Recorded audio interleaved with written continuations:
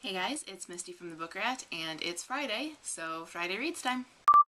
I'm in this sort of weird mode where I can't quite decide what I want to read, so I'm reading bits and pieces of many different books right now. But the one that I picked for Friday reads is The Savage Blue by Zoraida Córdova.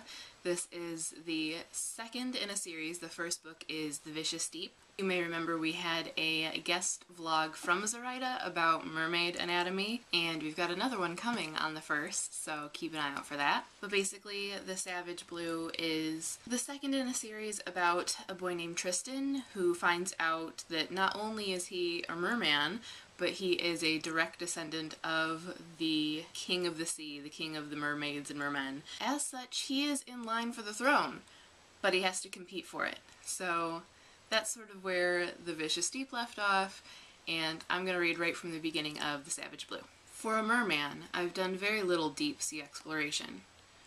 I grew up in chlorine pools, racing from one end to the other until I became the fastest kid in all of Brooklyn. Those were fishbowls compared to the endlessness of the Atlantic Ocean. I kicked my legs harder and harder alongside the belly of the ship until I grabbed hold of the ladder.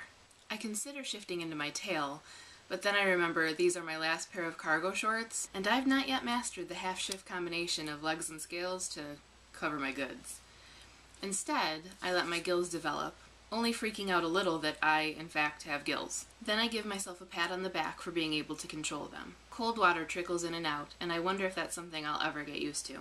With one hand, I secure my footing on the ladder and let the ship do the heavy lifting. With the other, I lean out to the ocean, combing my fingers through water. I want to shout out the thrill of the moment, of the powerful ship cleaving the ocean like a knife through the smooth skin of the sea. But I stop myself, realizing that shouting would give away my position to my opponent. War games aren't supposed to be fun. Not the way my guardian describes them. War games teach you skills. Fighting, hunting, hiding. All meant to achieve one thing: survival.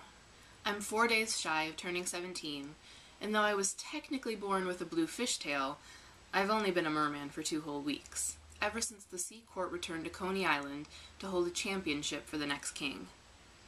That would be the Sea King, my grandfather, and me, one of 4 remaining champions. Yeah, me a king. I'm not in Coney anymore, Toto. The clucking wail of a dolphin echoes from below. He swims up alongside me, and for a moment I forget about Kurt lurking nearby. I reach out a hand and touch the dolphin's slick skin. I can't understand the sounds he's making, but I can sense the urgency. He dives downward and disappears into the blue shadows. Then I see him. Kurt's glowing violet eyes lock on me. He undulates like a serpent rising from smoke. His dark hair billows with every kick. Kurt takes the dolphin's place beside me, like we're 2 cars racing on an empty road.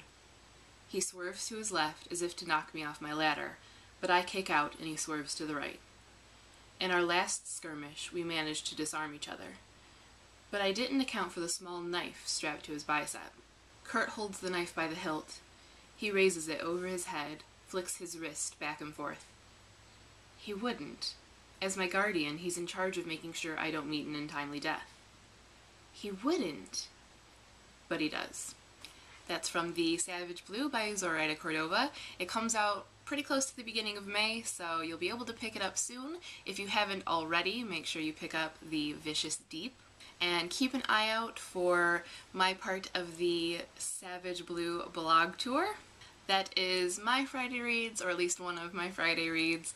Let me know what you guys are reading in the comments, and if you do a Friday reads vlog, link it up as a video response so I can check it out, and make sure to link it up over on the Bunny Kate's channel, as she's the one that rounds us all up for Friday reads. And of course, if you're on Twitter, share your weekend reads with the hashtag FridayReads, and see what everybody else is reading. Until next time, that's all for me. Happy reading!